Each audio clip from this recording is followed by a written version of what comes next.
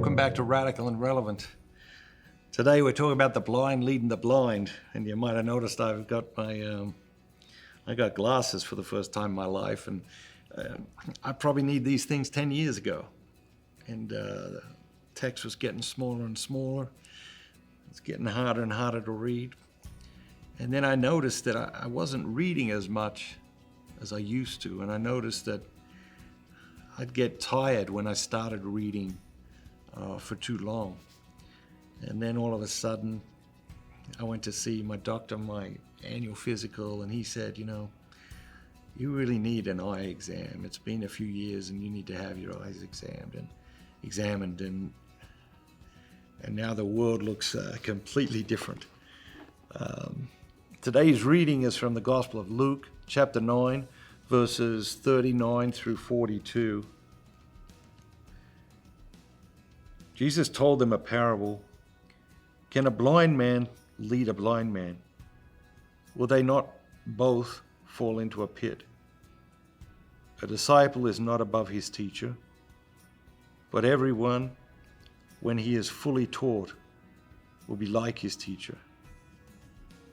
Why do you see the speck that is in your brother's eye, but do not notice the log that is in your own eye? Or how can you say to your brother, "Brother, let me take out the speck that is in your eye," when you yourself do not see the log that is in your own eye? You hypocrite!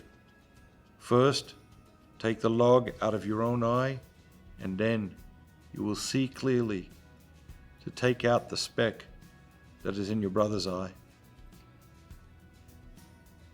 Is there a word or phrase or an idea that jumps out at you today? There are two for me. The first phrase is fully taught.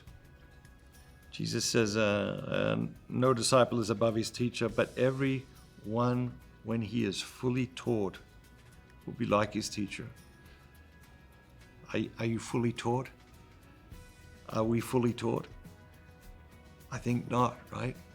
But that's a beautiful thing. Are we even striving to be more fully taught? And how fully taught are we open to being when it comes to our spiritual life? Then the other phrase that jumped out at me was see clearly. And then you will see clearly.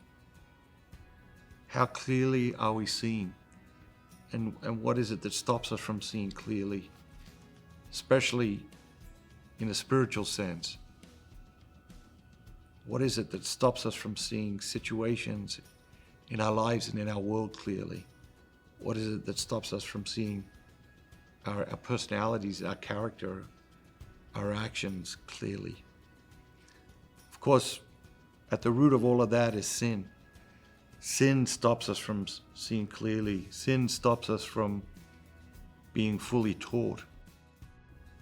So let's ask God today to give us the desire to be fully taught, to give us the desire to see clearly, so that we can live more fully in this world as his disciples.